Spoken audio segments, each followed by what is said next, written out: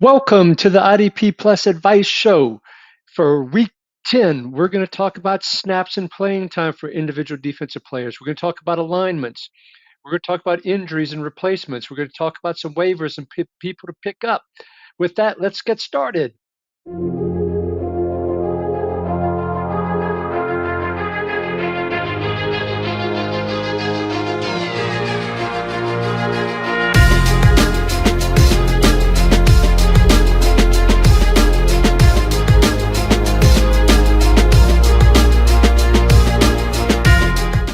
I'm your host, Ricky Rodrigue. You can find me at RickyRod66, and welcome to everyone. As we've been doing in the past, we're going to go first with the NFC conference, then we're going to go to the AFC conference. We're going to go division by division. That'll allow you to jump around if you want to hear information about very specific teams. But let me tell you, you're going to get great information across all of this related to IDP. So, very excited to be here. Let's jump in with the Bears right away. Not a whole lot to talk about as we start with the NFC North and the Bears. Jaquan Brisker missed again with a concussion. That's 3 games in 4 weeks, including the bye that he hasn't played. That's some pretty serious stuff, folks. I'd be worried about him. I'd be making sure I had contingency plans. If you haven't done that to this point, Elijah Hicks stepped in for him again this week. Another very solid outing, nothing spectacular. 8 tackles and 4 solos in the 100% of the snaps he played. So Hicks is the man in Brisker's place. Kyler Gordon, cornerback, was also inactive. Potentially expect him to be active for you cornerback leaguers where it's required. And of course, Montez Sweat was out with a shin injury. They need him back for a pass rush perspective. We'll just leave it at that. Let's move on to the Lions. Josh Pascal, who last week we talked about, declared ill on Friday and out on that Friday for the game a week ago. Ill all week and was declared out again because of this illness, but now it's being said that he will be starting. He will have probably a new edge partner at some point, at least on pass rushing downs, as on Tuesday the Lions acquired Zadarius Smith from the Browns. Now, Zadarius Smith will be the best pass rusher on the Lions, on the D-line, no doubt about that. However, he doesn't have a Myles Garrett opposite him either. So he may end up getting more snaps, maybe a little bit more attention because of no Myles Garrett on the other side. So expecting Zadarius Smith to be roughly the same from a performance and a benefit to your team's perspective. On the linebacker front, Malcolm Rodriguez was also out with an injury. Jalen Reeves-Maybin, who was sort of replacing him, also got injured during the game. And of course, Derek Barnes is already on injured reserve. So what does all that mean? It means that Jack Campbell, for the second week in a row, played over 90% of the snaps, and he led the team in tackles with 13, including 6 solo. Anzalone played his typical 100% of the snaps, but only 6 tackles and 3 solo, with a tackle for loss and a quarterback hit. Now, Jalen Reeves-Maybin had only been playing 17 to 20% of the snaps. He was at 35% of the snaps for the game when he was rolled out. And with no other real linebackers on, of available or of note, it ends up that Campbell got all those snaps that he did. I'm just a little bit worried, folks. Don't get too excited. I'll caution this last week as well. Campbell may not have that percentage of snaps. Not saying not to play him, but don't treat him like he's a linebacker 1 just because of the stats of this past week. In the secondary, Brian Branch got ejected for a flagrant hit. Lots of controversy there. He decided to get an extra 15-yard unsportsmanlike penalty on the way out the stadium, heading to the locker room. But Brandon Joseph is the person that replaced him. Not, of course, Kirby Joseph is back there, no relation from what I understand. But Brandon Joseph picked up every snap in the absence of Brian Branch. What that means? Don't pick up Brandon Joseph because Brian Branch isn't suspended and he should be back on the field next week. Okay, let's go on to the Packers. They only played 57 snaps on defense, which is much lower than 65, 66 typical. In the secondary, Evan Williams was out again with a hamstring injury. Jaire Alexander, the cornerback, was also out with a knee injury. So what did that jumble the secondary for the Packers once again? Javon Bullard, who the week before did not play close to 100% of the snaps, it was more like in the 50 range, ended up playing 100% of the snaps this past week, with 33% of them deep and the other 67% close to the line. However, he only had 5 tackles and 3 solo. Now, of course, the Lions had a very heavy run game. It was in the rain. And the Packers, we'll talk about the linebackers in a second, that keyed them up for more tackles. And we'll come to that in a little bit here. Keyshawn Nixon, who, when he plays the slot, is extremely valuable, had been playing primarily on the outside with some of the injuries. He played 100% of the snaps again. He only played 53% at wide corner, as opposed to the closer to the 90% or so he had been playing the last couple of weeks. So only 53% on the outside, 47% closer into the box. He had ended up with 6 tackles, 4 solo, and 1 quarterback hit as a result of that. The other 2 cornerbacks, Eric Stokes played 65%, Carrington Valentine played 61%. Both of them played about 70% out wide. Nobody you're interested in for your teams. Just wanted to call that out. At the linebacker position, welcome back Quay Walker. 100% of the snaps, 12 tackles, 7 solo. Of course, as I just mentioned, Lions had a very, very run-heavy scheme in this matchup. But what changed again in the linebacker position for Green Bay? I've been touting the praises of Edgerrin Cooper, saying, okay, Edgerrin Cooper is going to eventually jump McDuffie. But Eric Wilson did so well in those past couple of weeks in Walker's place. He became the number 2 linebacker in terms of total snaps played this past week. He played 74% of the snaps. Now, unfortunately, they weren't exactly efficient with only 3 tackles and 1 solo. Cooper played 67%. McDuffie down to 33% of the snaps played. So Cooper, in his 67%, got 6 tackles and 3 solo versus Wilson, who had 3 tackles and 1 solo, as I mentioned, on the 74%. I still say Cooper's going to eventually become number 2, folks. Be patient. Hang in there on that. On the Vikings side, in their game against the Colts, they only played a real low 54 snaps. That was happening a lot when Anthony Richardson was at quarterback, where the Colts offense was playing so bad that their defense was on the field for a significant amount of snaps, which happened again this week. And that happened with Flacco at quarterback. Flacco did not look good. The Vikings defense really screwed with him. So, but back to the Vikings. We'll come back to the Colts later.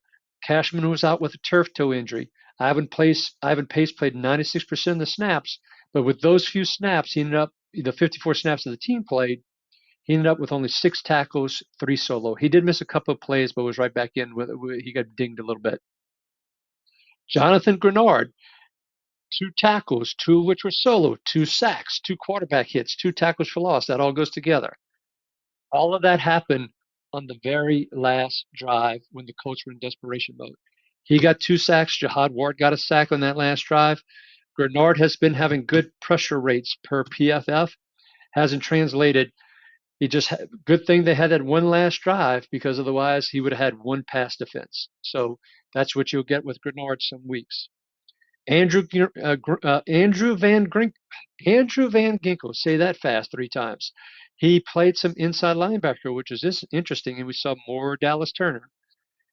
But Van Ginkel only played 72% of the snaps in total versus the 96 and 100% he played the last couple of weeks. Now, the Vikings got off to that 5-0 start, lost 2 in a row, and it appeared they were making some adjustments on the defensive line to players that were playing a lot of snaps and trying to balance it out with others. For example, in addition to Van Ginkel, Harrison Phillips, who had been playing in the low 80% of snaps, he was down to 57% this year, their top interior run stopper. Patrick Jones went down from 61 to 33%. Dallas Turner, who had been playing in that 15 to 18% range, all of a sudden jumped up to 48% this past week. And then Jihad Ward also jumped up to 43%. So you saw a lot of shifting around. Some of the higher percentage snaps came down. Some of the lower percentage snaps came up.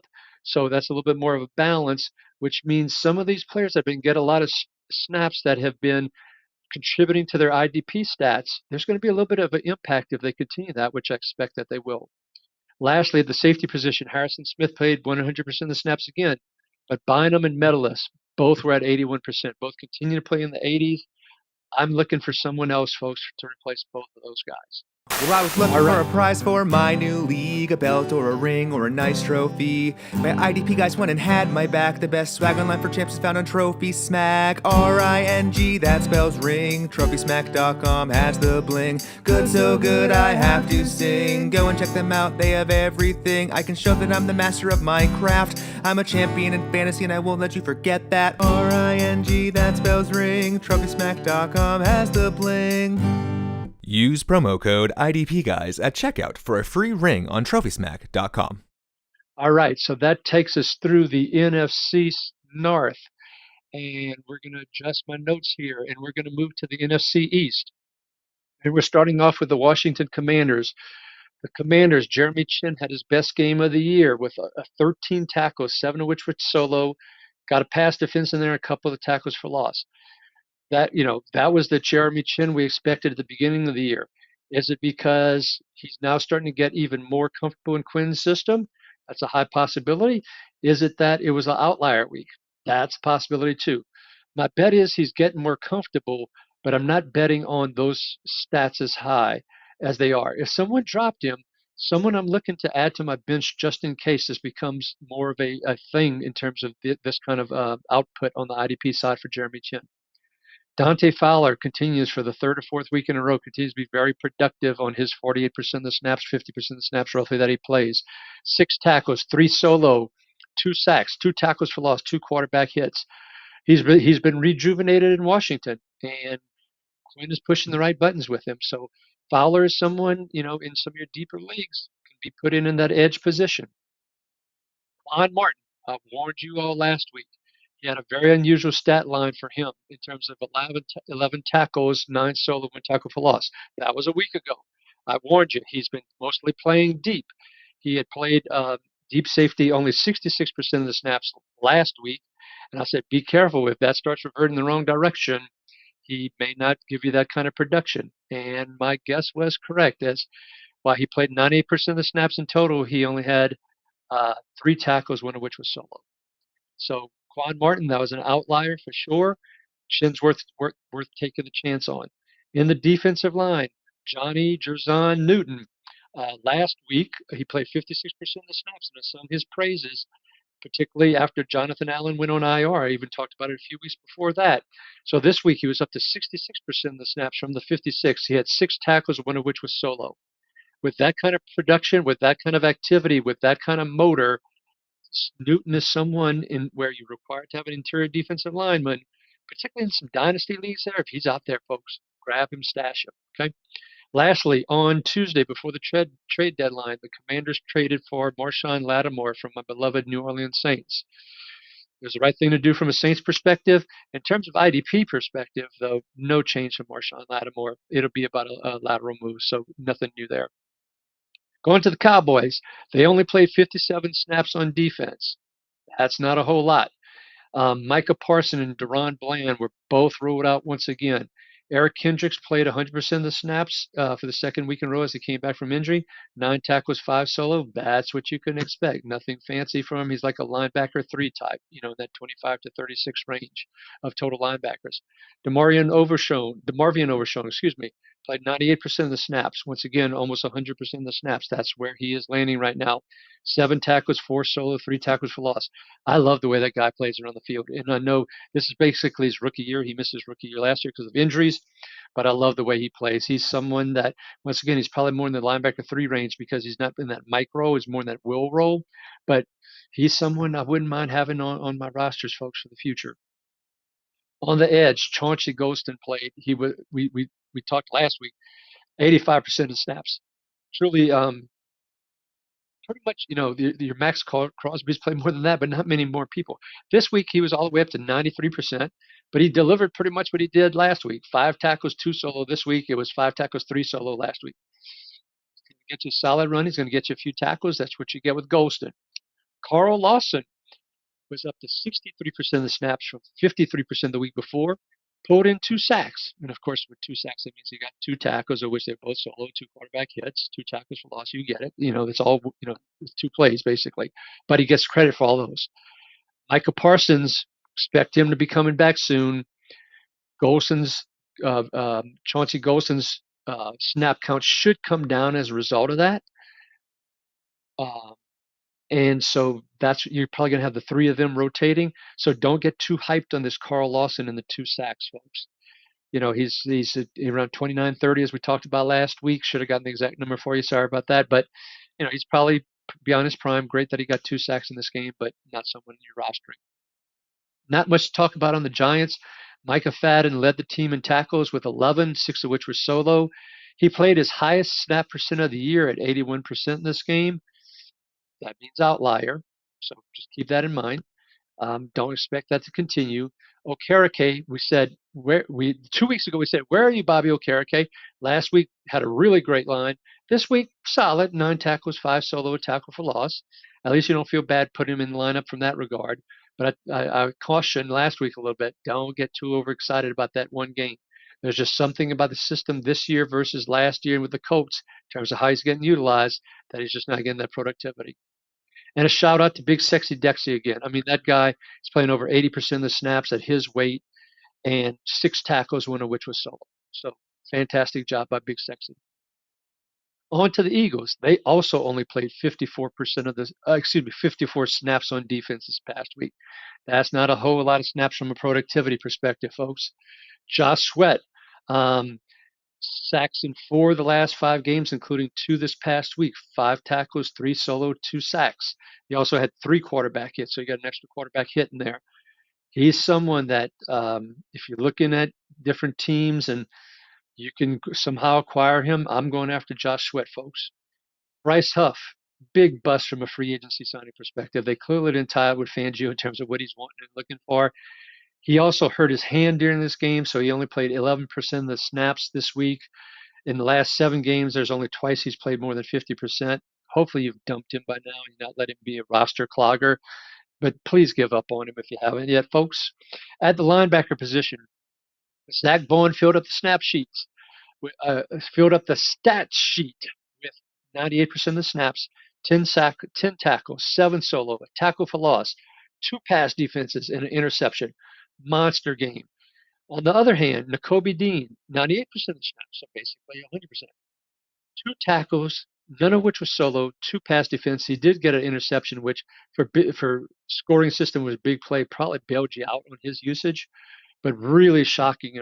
It just seems like with these 2, one of them plays a much better game, and the other one doesn't. I would still ride with both of them in my lineups in deeper leagues, but Bond is the hot one right now. Lastly, I just want to mention it because I haven't brought it up previously. Fangio's 2 deep system is really killing the stats for Blankenship and Gardner Johnson. Both of them are playing roughly 70% deep. That's just not going to work for your IDP leagues, folks, from a safety perspective. So move on from them if you have not done so already. Okay, next we are going to move on to the NFC South, and we're going to move to the Tampa Bay Buccaneers. With the overtime game that they had against the Chiefs and the way the Chiefs were on the field a lot, the Bucs played 85 snaps on this overtime game. That's like 1 1/3 games. So what would you expect from that? You would expect to see some IDP inflated stats. And you saw a little bit of that with first Antoine Winfield, who is usually very productive, but he was extra productive with 13 tackles, 5 of which were solo. Levante David had left the previous game. He was declared active, and he played his usual 100%. This is where it gets interesting at linebacker, though. Since Servacio Dennis was out and he went on injured reserve, and remember, he and KJ Britt was sharing responsibility at the other linebacker position next to Levante David, where Britt was in more on the rushing downs and Dennis on passing downs. He goes on IR. Britt was playing 100% of the snaps all of a sudden, which was great until this past Monday, when all of a sudden Britt plays 54% of the snaps. He was still very efficient because of the number of snaps, efficient from a stats perspective with 8 tackles, 6 solo, and he did get a pass defense. But J.J. Russell played 36% of the snaps at linebacker. So Britt was in there for more of the running plays. J.J. Russell became sort of the new Servacio Dennis, playing 36% of the snaps. Now, it wasn't close to 50. It was only 36%. In your real deep leagues, stash J.J. Russell. Let's see what happens in the coming week or two. Okay.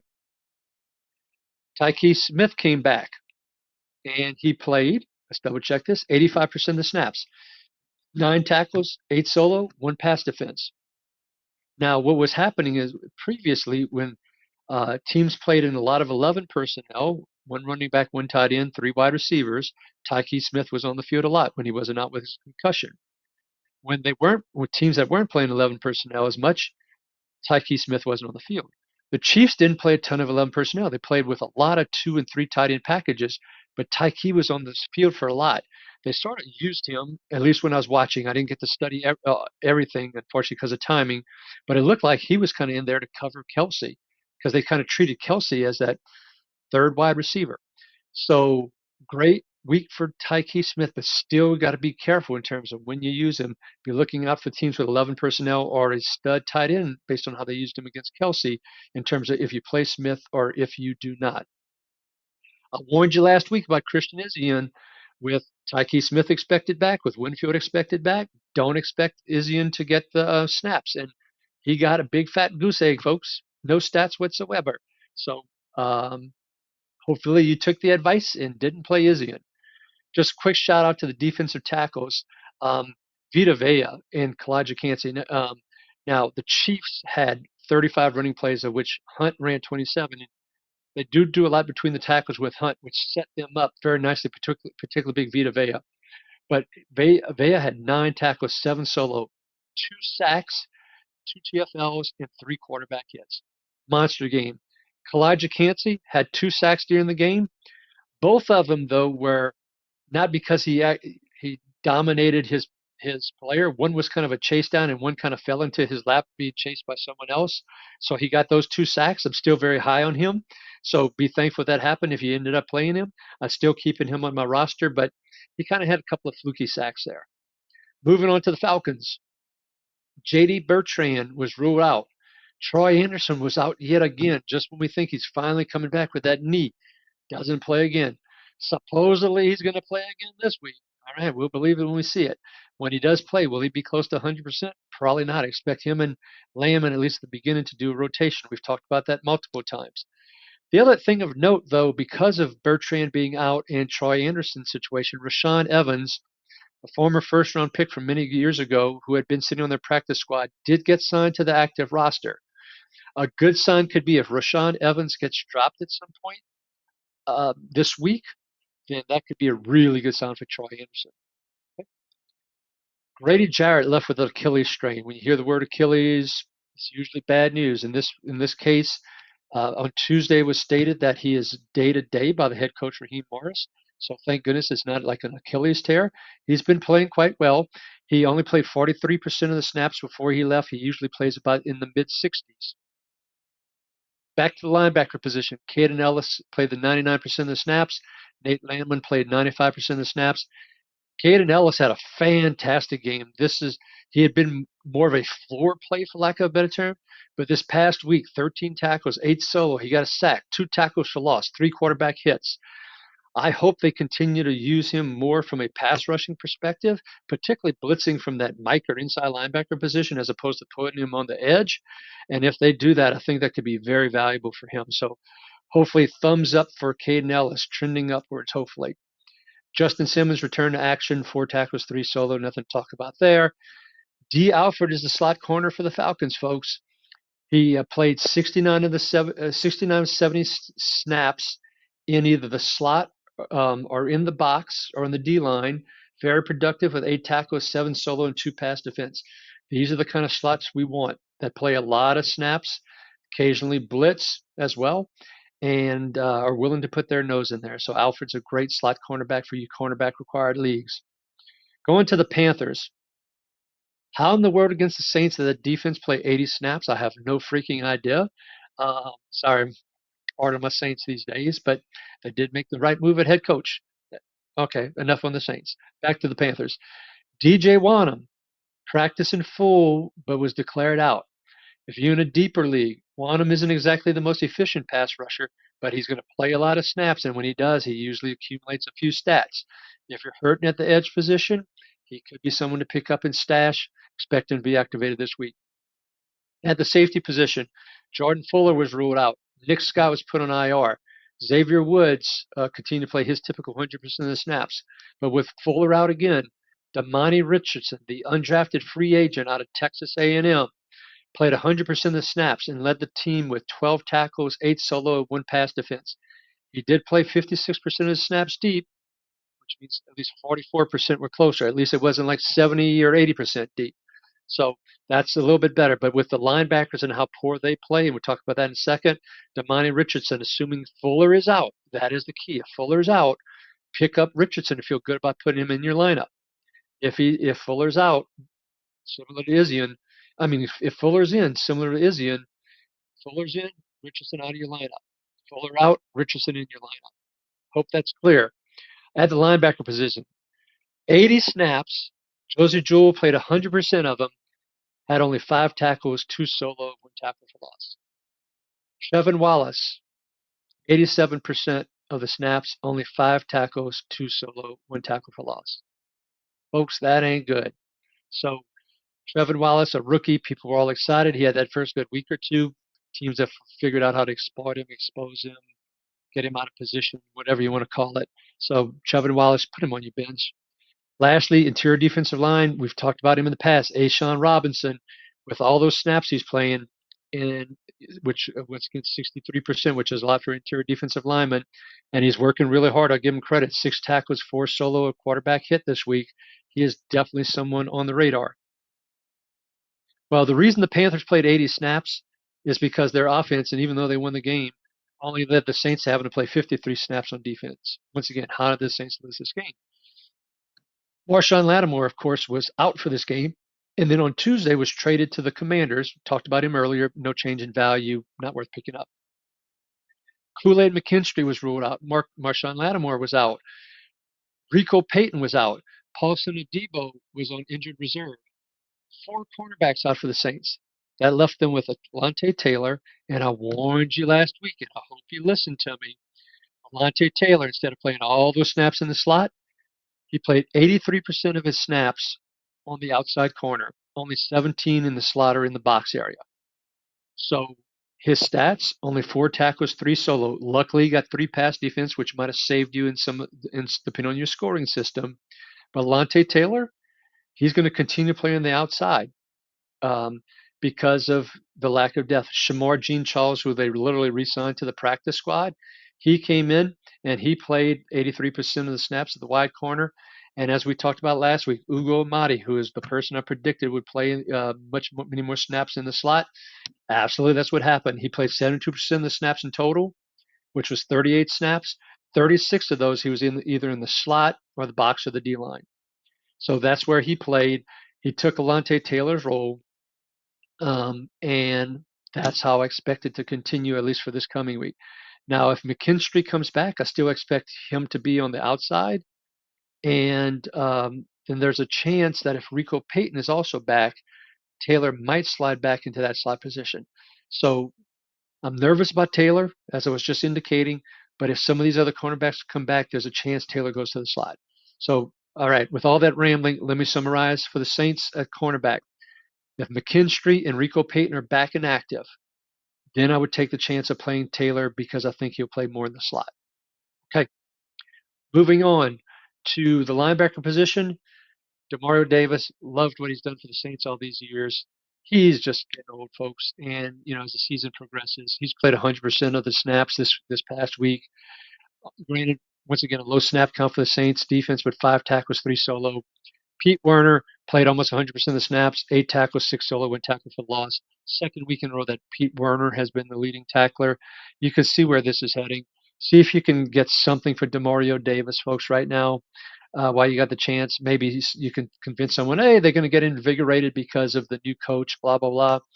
So, and Werner has a good possibility because they signed him to a 3-year contract extension before the year of moving into that Demario Davis role, which could be very productive for him as well. So let's move on now to the NFC West and wrap up the NFC. And boy, I've got some interesting stuff to talk about here, particularly when we get to the Rams. But on the Cardinals, rookie Darius Robinson, lost year, it feels like. Started on IR, comes back, first practice, hurts his calf, still with a calf injury, didn't play. Great for dynasty. I pretty much lost faith for redraft for this year. So bye-bye Darius for this year. Buda Baker leads the team in tackles with 12, including 10 solo. Phenomenal.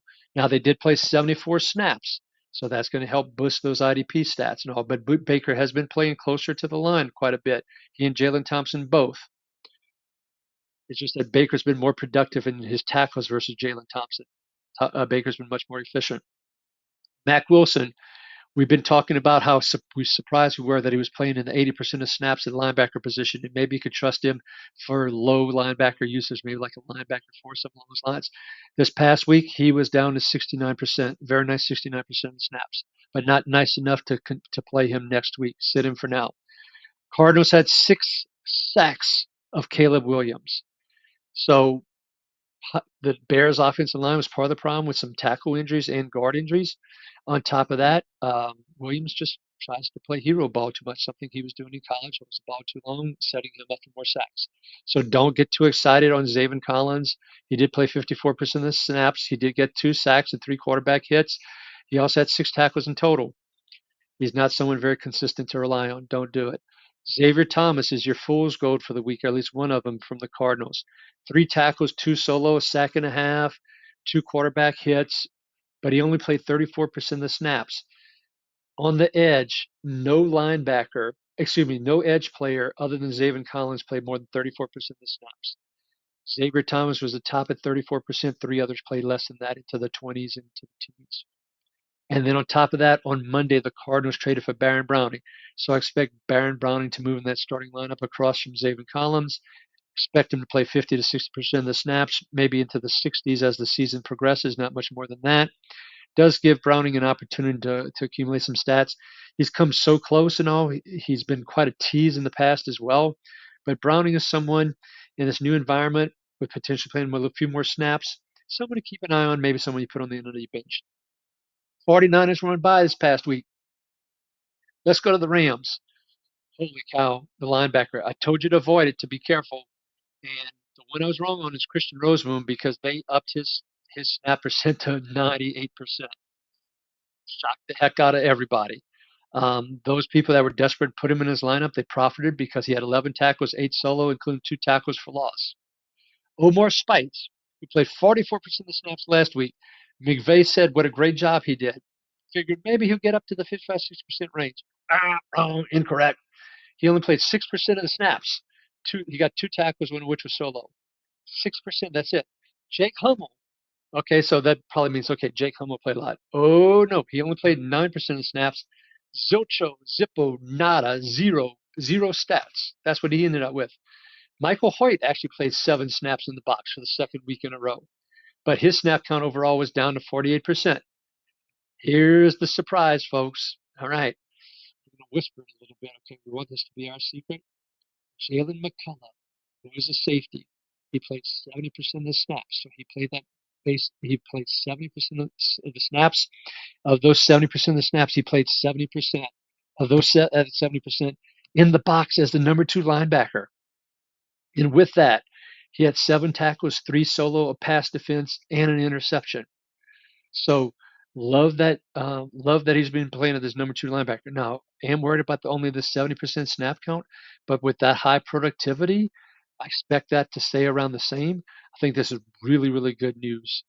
And so a number 3, number 4 linebacker, go and pick him up. Go get him. Let's put him on our bench. Let's watch it for one more week and see what happens to be on the safe side. I'm whispering because I want it to just be with us, okay? And if this continues, brilliant opportunity for a safety getting linebacker stats. And oftentimes linebackers have different stats for safety in terms of scoring system, which could be good for you.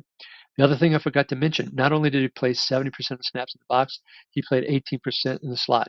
So 88% of his stuff was close to the line of scrimmage. 88% of the stuff being that 70% that he played.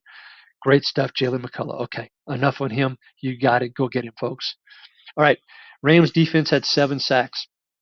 Braden Fisk, great game. He had 4 tackles and 2 sacks were part of that. But that's something he's been doing regularly. High motor, but doesn't have the true pass rush skills yet. Don't get too excited for Fisk. On the other hand, Jared Verse, very excited, folks. He continues to be a monster. 4 tackles, 3 solo, 1 sacks, 2 tackle for loss, 1 sack, 2 tackles for loss, 1 pass defense, quarterback hit. Versus someone, dynasty, go get him. Redraft, go get him. Trade for him.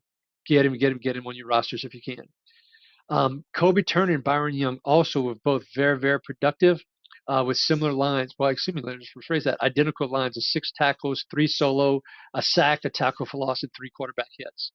What that says, the Rams defensive line, the young defensive line, lots to be excited about. Seahawks, by the way, who they went against, have a very porous offensive line. Keep that in mind when you're looking at matchups here in the next several weeks. Who's going up against the Seahawks offensive line? You might just very well might be able to take advantage of that with a streamer of some sort. At the safety position, we got to keep on with the Rams. Quentin Lake did play 100% of the snaps. He played 59% deep. He played 18% in the slot and 23% along the box and D line.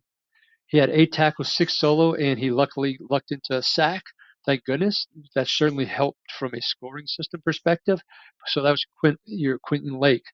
Cam Curl only played 50% of the snaps, folks, and only had 3 tackles, 3 solo. 75% of that 50%, he played deep. Not a good combination all the way around. Did not see anything yet about any injuries for him. I think he may have just gotten benched. Cam Kinchins played the other 50%, actually played 51%, so there's a little overlap there. And he had 3 tackles, 3 solo, and of course the 2 interceptions, which means 2 pass defenses, including the one, of course, he ran back 103 yards for the touchdown. Don't get too excited on 50% of the snaps yet, but Kinchins is someone now that I want to try and get on my bench if I have room in these deeper leagues to see if he goes up to the 90% range or so in snaps, and if he doesn't play that deep safety role. And I am worried about that deep safety role for him. So be careful. Whew, that's a lot on the Rams. Okay, let's go to the Seahawks real quick and we'll wrap up the NFC. They played 76 snaps on defense. The week before, it was an overtime game, they played 77. That's a lot of snaps. That should be pretty good from a productivity. So it wasn't great, though, for the Seahawks. Tyrell Dodson and Ernest Jones both tied for the team lead in tackles with 9. Dodson had 7 solo. Ernest Jones had 6 of those as solo. Once again, both played 100% of the snaps. Kobe Bryant, warned you here last week, had really great productive stats. Lots of tackles, lots of solos, lots of assists. It was double digits. However, I said, boy, he played a lot of snaps deep. What happened this week? Played 83% of the snaps deep. Again, and even with 76 snaps played, he only had 4 tackles, 3 of which were solo. He did get a pass defense where he destroyed Demarcus Robinson. Probably should have had a penalty called on it. They picked up the flag. But, when you play deep safety, that's the risk you played. That's the risk you take when you play him along those lines. Not someone I'm picking up. They did also announce that Rayshawn Jenkins is supposed to come back from IR. So expect Jenkins to eventually take that spot back. I just don't think Bryant will hold him off, that he'll hold the veteran off. And so the other thing about the Seahawks, they didn't have a single team sack against the Rams offensive line, which the Rams offensive line is improving and recovering from injuries, folks. But that was a little bit disappointing from all our Seahawks. All right, we're going to move to the AFC. But before we start on the AFC, Ricky's going to take a sip from the Yeti here, get some water here, as I've been talking nonstop for 38 minutes. And what's in the Yeti, nobody has to know or worry about, but we're going to get something to wet the whistle, and then we're getting to the AFC, folks.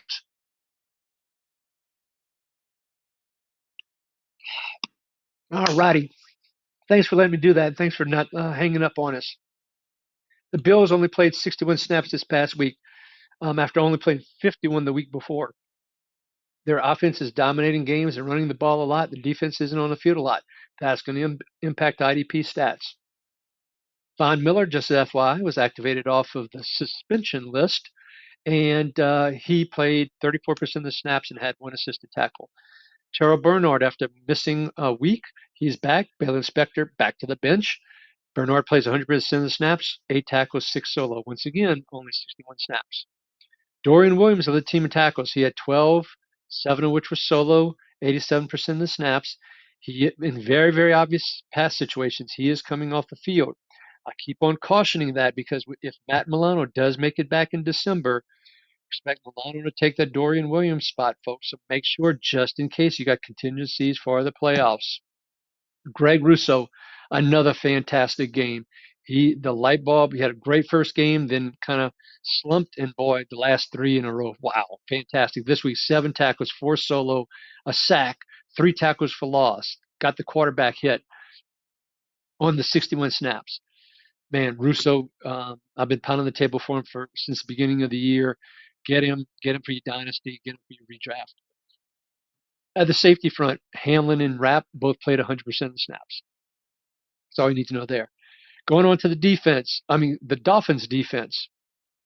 Zach Sealer did not play because of that fractured orbital bone once again. That must hurt. That's all I can say. He was ruled out. There's a chance he will play in Week 10. Keep an eye for. See what I did there? Keep an eye out for that orbital bone injury. Didn't even realize I was going there. Okay, hope you got a giggle out of that. Kader Kohu was also ruled out, the slot cornerback. Jevon Holland had the knee injury. He left last week, didn't play this week. Marcus May picked up his snaps, played 100% of them, 6 tackles, 3 solo, 1 tackle for loss. You don't need Marcus May in your lineups or on your rosters. The big news is at linebacker. Jordan Brooks played his typical 100% of the snaps. David Long, who we thought last week had gotten his job back, thought we were going to play 100% of the snaps. Oh, no, sir. He was benched. He got Zippo snaps on defense. So he got nada, 0, zilch, you name it, nothing from a stat perspective. So those that put him in the lineup, I feel sorry for you. I feel your pain. That's horrible. Anthony Walker played 100% of the snaps, 10 tackle, 4 solo. I'm willing to bet, folks, Anthony Walker's on a lot of waiver wires. I am going to pick him up and try and add him to my bench, and depending on buys and so forth, I'm willing to take the chance to put Anthony Walker in. And I'd certainly, if I had the choice right now, I'm going to go with the most recent buys and go with Anthony Walker. Okay, got it? Right. Also in the Dolphins, Chop Robinson played 50% of the snaps once again. He's done that for the last 3 weeks. I mentioned last week how he had 12 pressures over 3 weeks, but he hadn't gotten a sack. And I said, will that finally translate to a sack at some point? Well, guess what? It translated to a sack. So Chop Robinson got his first career sack this past week. All right, am I running to the waiver wire to pick him up? Nope, but let's keep an eye on him. They also mentioned this week on Monday or Tuesday that Bradley Chubb will come back before the end of the year. They didn't say exactly when. So Bradley Chubb, deeper leagues, if you have a bench spot, maybe an IR spot, and he's on the waiver wire somewhere, grab Chubb and stash him if you can. Okay. Moving on to the Jets. They played 79 snaps on defense. They got 8 sacks of CJ Stroud. I felt bad for CJ Stroud. That offensive line was like a sieve, folks. Holy cow. And he was just getting pummeled. That left guard position, well, all of it. And Laramie Tunsil gets a false start penalty every other play. But I digress on the Texans offensive line. Back to the Jets, the linebackers. C.J. Mosley was out. Jamin Sherwood played 100% of the snaps, 7 tackles, 7 solo, 2 sacks, which is fantastic. Quincy Williams also played 100% of the snaps. Technically, Sherwood played 99. Okay, don't shoot me. But Williams had 7 tackles and 7 solo. C.J. Mosley, neck injury, didn't put him on IR yet. They continue to evaluate it, but it just doesn't sound good. So Mosley's almost droppable if you don't have an IR slot and you're desperate. And some of these other folks we talked about, one that I whispered about, as you may recall earlier, grab them. I'm dropping Mosley at this point and taking the chance on like McCullough or in Anthony Walker, for example. At the safety position, Tony Adams and Ashton Davis were both out once again. Isaiah Oliver replaced that role that those two typically play for the second week in a row, and he played 90% of the snaps. Jalen Mills has been playing the Chuck Clark role. And the reason I want to stress that is if Adams or Davis comes back, I think they replace Oliver and Mills stays in the lineup.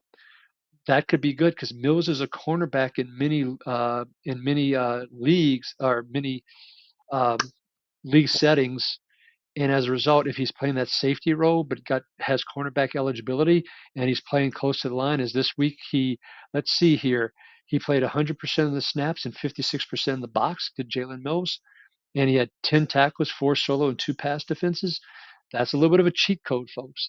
So particularly we want to be careful because they could do a shift-a-roo on us and maybe put Adams and Davis in along with Oliver. But I really think if one of them comes back, or even both of them, I think Mills is with his veteran savvy and with where the Jets are from a quote mental perspective. I think Mills stays on the field, folks. Okay, Hassan Reddick up in week 2 from 39% of the snaps to 57%. He got one assisted tackle, which was a half a sack. So great. I expect his playing time to continue. Will McDonald continues to be very inefficient from a pass rush perspective based on PFF stats. And once again, a shout out to PFF when I do use some of those pressure stats and all that you hear me talk about from time to time. He's been very inefficient from that regard. And it looks like Reddick and McDonald have been kind of alternating. So it very well could be that Reddick is the person that'll continue to take snaps away from McDonald. So if you could trade McDonald, do it quick. I would do it before people catch on. Another fool's goal this week, Michael Clemens, 3 tackles, 2 solo, 2 sacks. Don't go running and jumping for that. As I said, Stroud got sacked 8 times. That offensive line was horrible. Any kind of half decent offensive line, Clemens will get you a couple of tackles or so, but he will not get you that kind of sack productivity and big play productivity. Finally, on the Patriots, Kyle Duggar was inactive. There was rumors that he was on the trade block. There's also talk that he's got an injury. He didn't get traded on Tuesday. I expect him to be back in the lineup this coming weekend. We shall see if I am correct, but I'm willing to bet on that.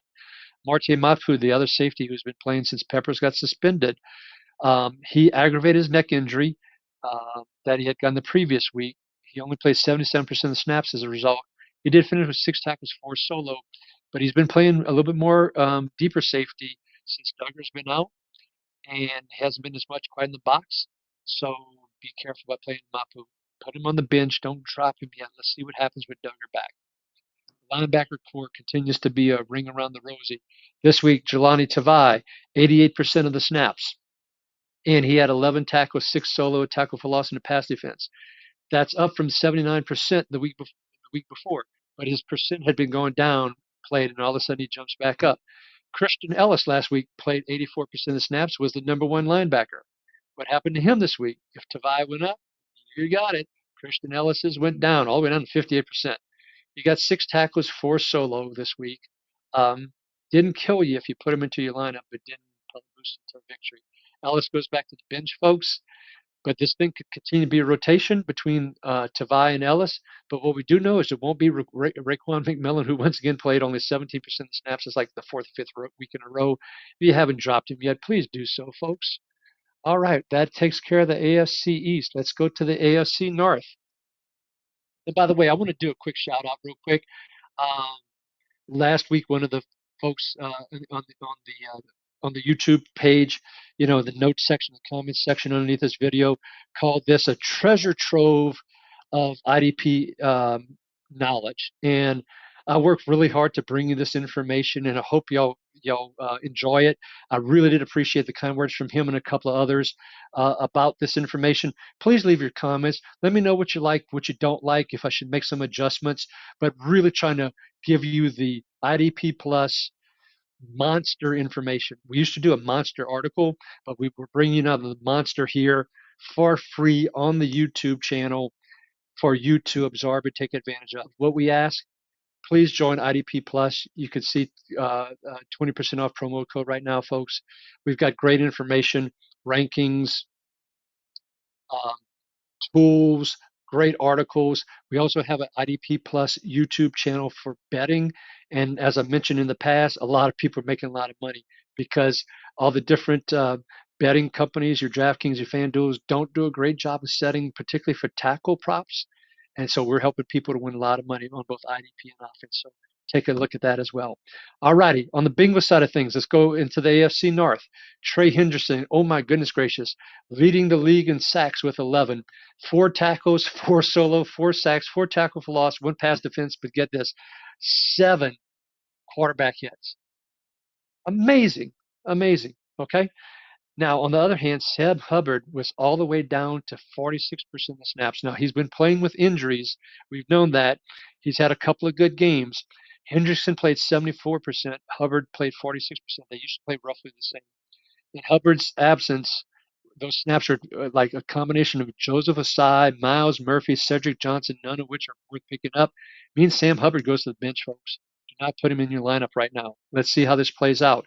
Is the injury worsening, or is just his productivity hasn't been that great and his proficiency hasn't been great, so they're rotating others in. At the safety position, Jordan Battle and Von Bell, it's been this back and forth where it was like maybe a series, maybe two for Jordan Battle, and then last week he hardly played. But then, or excuse me, 2 weeks ago, this past week, all of a sudden they're like rotating basically series, and Battle played 51% of the snaps. Von Bell played 49%. So what this means, it is time. If you haven't dumped Von Bell yet, it is time to dump him. And I'm stashing Jordan Battle in case Battle gets more and more of the snaps, because that could be a productive position in this defense. Geno Stone was back healthy, played 98% of the snaps with 4 tackles, 2 solo. He's not someone you're playing right now, folks. And Chris Jenkins played 52% of the snaps. Part of the reason why was that, and that's the second round rookie, by the way, out of Michigan. BJ Hill suffered a rib injury. He's most likely not going to play in the Thursday night game. I would not put Chris Jenkins into your lineup, but for your dynasty leagues, for your deeper leagues, for redraft, if you're desperate, maybe you stash Chris Jenkins. He had 5 tackles, 2 solo, and a sack. So maybe someone in deep leagues, but pretty deep leagues before I'm picking him up. The Browns only played 57 snaps on defense. At the linebacker position, JOK was put on IR, Jeremiah Owusu-Koramoah. Jordan Hicks was surprisingly ruled out again with a combination of elbow and triceps injuries.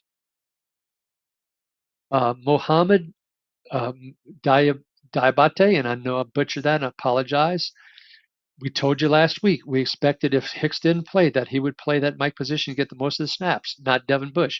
The good news is he did. The bad news, he was ultra non-productive. Now, granted, it was only 57 snaps, but only 4 tackles, one of which was solo in a pass defense. Very, very disappointing. Devin Bush actually led the team in tackles. He only played 81% of the snaps, but he had 8 tackles, 6 solo, and a sack to boot along with that. So after they come back from this upcoming bye, I expect Hicks to probably move into that spot where Diabate was playing. I expect Bush to play the will, the number 2 linebacker position, and Diabate goes to the backup. Disappointed because I did encourage you all to pick him up. In dynasty leagues, I would probably stash him because of the age of Hicks, and Bush will be a free agent at the end of this year, and I doubt if they re-sign him. And with their salary cap issues they're going to have with the Deshaun Watson situation, Diabate probably has a chance to play a lot more next year. Browns had 6 sacks. Welcome back, Myles Garrett. Now, I mentioned how PFF was saying he was extremely efficient. It was just great, winning a lot of pass rushes from a win rate perspective, but just wasn't getting those sacks. Well, this week he graced us with 5 tackles, 4 solo, 3 sacks, and 5 quarterback hits. So Hendrickson 7, Garrett 5. Dalvin Tomlinson also picked up a sack and a half and also had 3 quarterback hits, only on 57 snaps. What does that tell us, folks? It tells us that the Browns had a weak offensive line they were going against when you get 6 sacks like that. So don't get too excited about Tomlinson, but thank you, Myles Garrett, and let's keep this up, hopefully.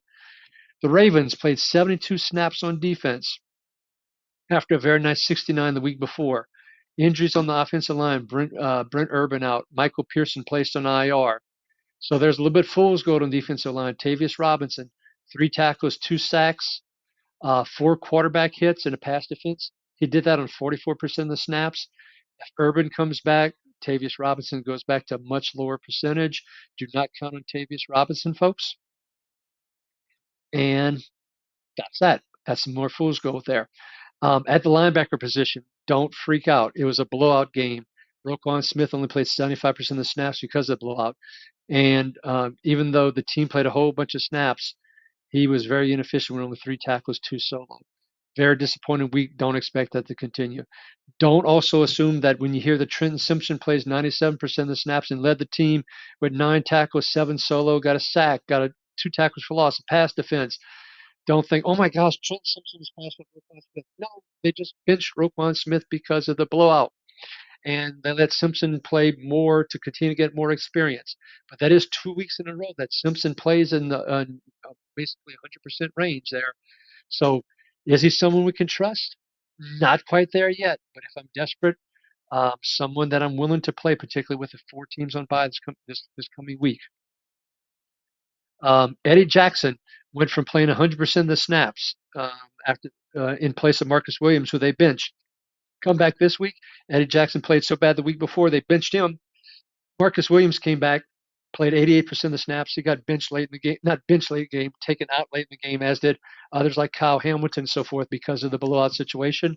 So it looks like Marcus Williams got his job back. Someone we're not playing necessarily, but just if you had jumped on the Eddie Jackson bandwagon, you can move along from that, and you can dump him back to the waiver wire. The Steelers won by. Okay, let's go to the Colts. Colts defense played 73 snaps. Talked about a little bit earlier.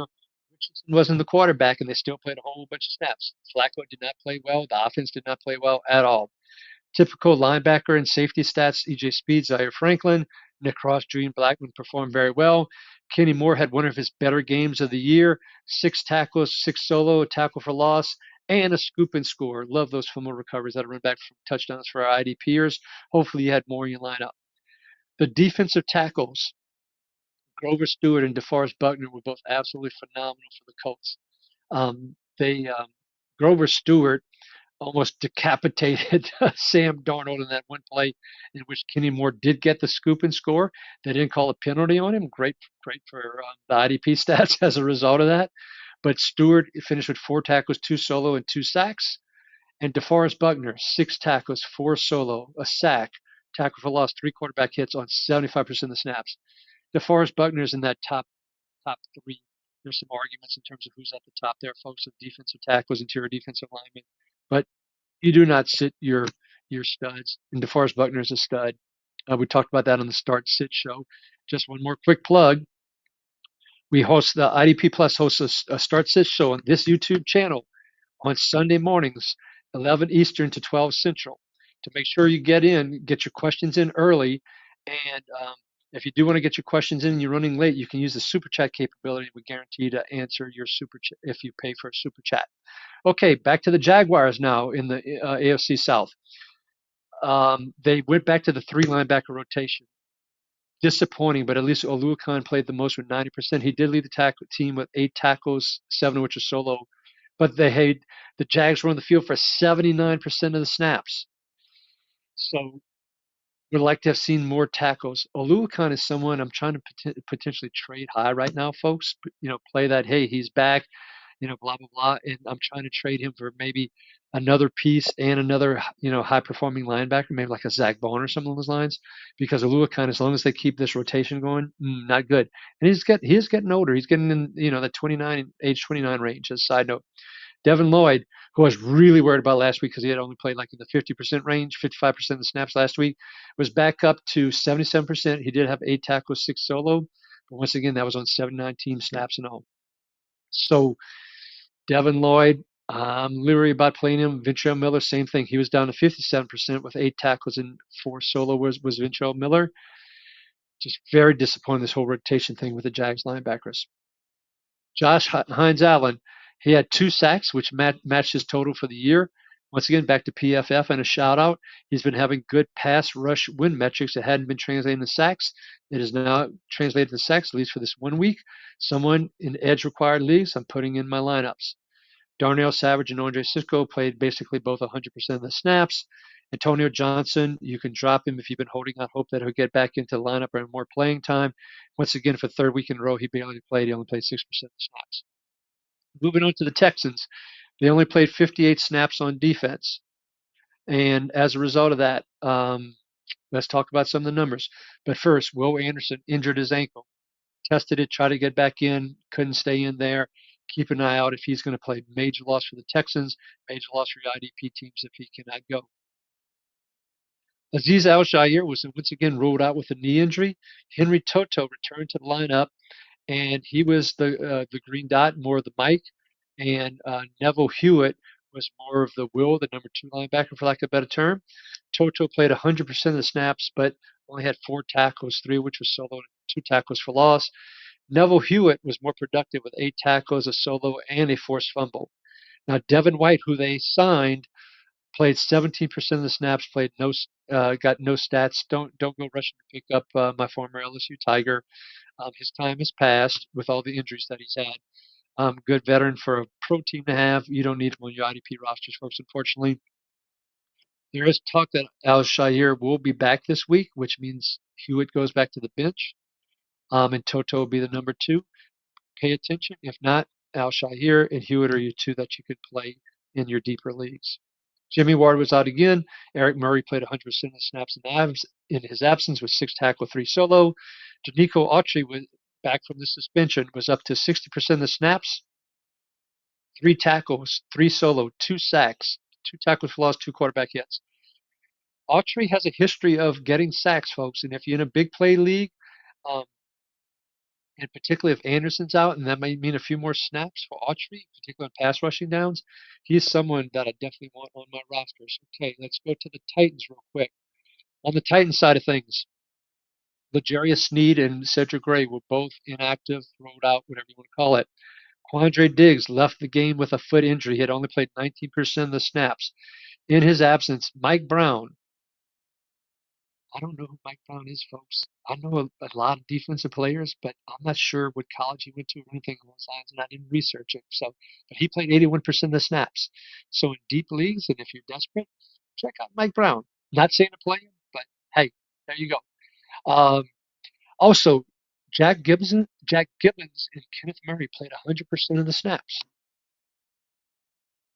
Jerome Baker, who they traded for and got the 4th-round draft pick, if I remember correctly, in exchange for when they sent Ernest Jones over to Seattle. It was clear they were way more interested in the 4th-round pick and not very interested in Jerome Baker.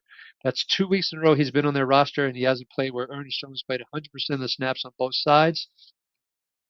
Baker had signed a 1-year deal with Seattle, which means he'll be a free agent at the end of the year now with Tennessee.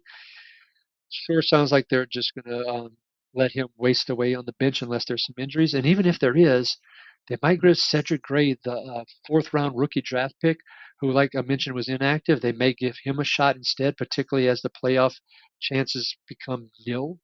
They're basically there now, but they won't admit it. Statistically, they could still get in the playoffs.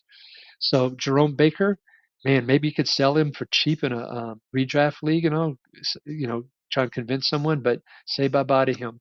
Okay? Moving on to the AFC West and the Broncos. They only played 57 snaps as well.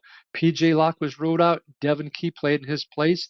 P.J. Locke has a chance of being back, even though Key led the team with 8 tackles, 5 of which are solo. Don't go pick up Devin Key, folks.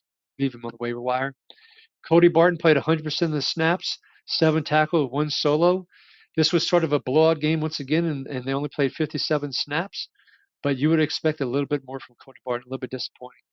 The number 2 linebacker position, bigger story we've been telling you about for several weeks now. Quan Alexander has been on the practice squad, has been elevated. Keep on getting more and more playing time. This week, he jumped up to 54% of the snaps with 5 tackles and 2 solo. He took over the number 2 linebacker position. What did that mean for Justin Stern, folks? He only played 25% of the snaps, 2 tackles, 1 solo. He did get a pass defense, but you could say bye-bye to Sternard if you have him, and I'm basically, if Quan Alexander is on the waiver wire, which I'm betting he probably is in almost every league, drop Sternard, pick up Quan Alexander. Let's see what things play out, particularly in a non-blowout game when they might play a decent amount of snaps, like in the 66 to 70 range. Zach Allen, unfortunately, had a goose egg, but he's a phenomenal player. Keep on playing him. Don't panic. Don't take him out of your lineup. He was down to about 88% of the snaps as well. Once again, we had a little bit of a blowout there with the Ravens game, so don't lose faith in him. Nick Bonito, we talked about it last week, had a sack in 6 straight games. Would the streak continue? It did not. But Baron Browning was traded, as we talked about earlier, to the Cardinals. Creates more snap opportunities for Bonito, and also for Jonah Ellis, and also for oh crud, and I forgot his name. My bad, folks. Hopefully it'll come back to me. That's a darn shame. But anyway, I do expect Bonito and the 3 edge rushers to get more snaps, including Ellis, who has been a very, very pleasant surprise at linebacker as he puts on more weight and strength. Love Jonah Ellis for the future. Dynasty leagues, go get him, folks. On the Chargers side of things, they played 79 snaps and had six team sacks. Deion Finley for the second week in a row, the number one linebacker in the Chargers linebacker room. He played 85% of the snaps. Once again, it was a blowout, so he was pulled late in the game. So he was the leading tackler with 14 tackles, 8 solo, tackle for loss, pass defense. Put him in your lineup. He's in that number one, borderline number two kind of range from a linebacker perspective right now. So Deion Henley, put him in your lineups or go get him. Denzel Perriman was down to 48% of the snaps. Junior Colson played 0. He had an ankle injury. He accumulated no stats, played no snaps on defense. Troy Dye actually ended up playing 30% of the snaps, 5 tackles, 5 solo. Don't go chasing him, folks. Blowout game, plus they played 79 snaps. Don't go chasing Troy Dye. Derwin James had a very solid game, 7 tackles, 4 solo, 2 pass defense. We need a little bit more. We need more big plays from him. We need a few sacks and all. We need that happening. They haven't had to rush him because they've been getting such great pass rushes from the Max and the Duprees and the Tuli Pulo, which I know I butchered his name. Sorry, folks. Let's go with Tuli T. Y'all know who I'm talking about. He played 75% of the snaps, 6 tackles, 5 solo, 2.5 of the team's total 6 sacks, 3 quarterback hits. Truly someone for the future. Joey Bosa only played 24% of the snaps. He's been coming back from injury.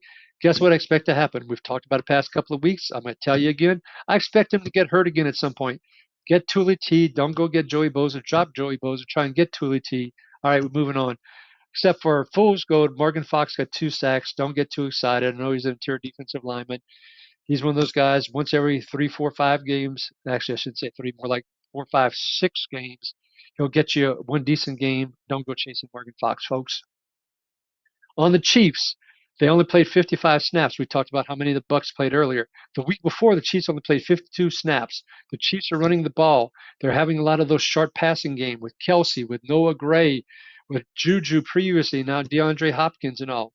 So there's not a ton of shots down the field, even though they have the first-round wide receiver speedster. Teams are just playing real deep.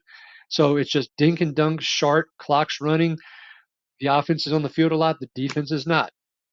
So what that means with this only 55 snaps, Drew Tranquill played 71% of the snaps and led the team with a minuscule 7 tackles. He did get half a sack. 3 of those were solo. That is killing Nick Bolton's viability, folks. So Nick Bolton, another one, if you could convince somebody to trade for him, I'd do it because this is going to be a trend that continues through the rest of the year. Of course, we talked last week that the Chiefs acquired Josh Uche from the Patriots. He did play. He picked up a couple of tackles, 2 of which are solo. I expect his playing time to ramp up and increase, but still not someone I'm rushing to put in my lineup from an edge perspective. Chief safeties continue to drive us crazy. By the way, my IDP Plus shirt here. Sorry if you don't see that there. Just a little shout out for the company real quick. But chief safety is driving me crazy.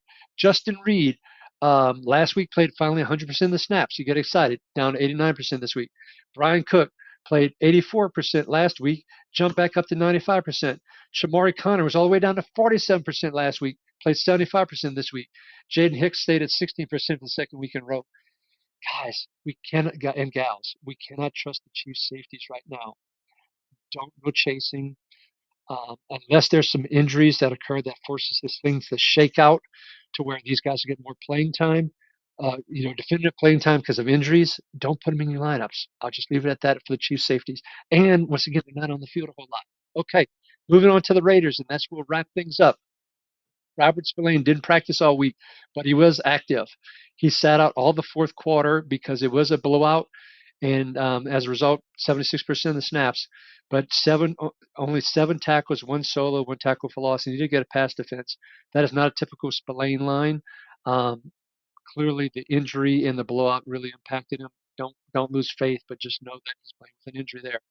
Devon Diablo ended up playing 95% of the snaps with Spillane's injury, but with all that snap count, only got 4 tackles, 3 solo. Very, very disappointed from Diablo. Crosby on the field for 100% of the snaps. Got 3 quarterback hits, even though he didn't get a sack. Remember, he had that high ankle sprain, folks, and I think this is week 5 or week 6 since that high ankle sprain. That's usually what it should take for him to really get active. I'm willing to bet he gets a sack in his next game. They do have a bye coming up, so he has another week to rest. That's why I'm willing to make that bet for the following week. Nate Hobbs, we love it when he plays slot and when he gets a lot of slot. Unfortunately, he was carted off field with injury. Trevin Moehrig led the team, although overall with 13 tackles, 8 of which were solo. He had a half a sack and a quarterback hit. So that wraps up the Raiders. That wraps up the AFC West. That wraps up the IDP Plus Advice Monster Show for this week. I hope you, as was put in the comments and as I mentioned earlier, that you found this to be a treasure trove of great IDP advice and information. If you did, help us out, folks. Subscribe. We do have monthly subscriptions at IDP Plus. We have, by the way, we have a ton of great shows on this YouTube channel as well. Too many to mention, but if you want to hear more of me, and you may not, but if you do, I am part of our Start Sit show on most Sunday mornings, unless some personal happens to come up. But I'm there with Michael Sicoli and Sean Teague, who are both absolutely phenomenal, and we give great advice to help you with the starting lineups. Not only from IDP, but offense as well. So come check us out on this channel, 11 Eastern, and check out all our shows, check out all our content.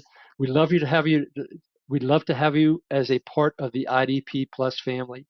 With that, I bid you adieu. Be kind to one another, be safe, and have a good, fantastic week, and hope this helps to bring you a victory this coming week and a championship as the season progresses. Check you later. Bye. Thank you for watching the IDP Plus YouTube network. If you enjoyed this video, give it a thumbs up and don't forget to subscribe to our channel. Be sure to tap the bell icon to get notified whenever we upload new content.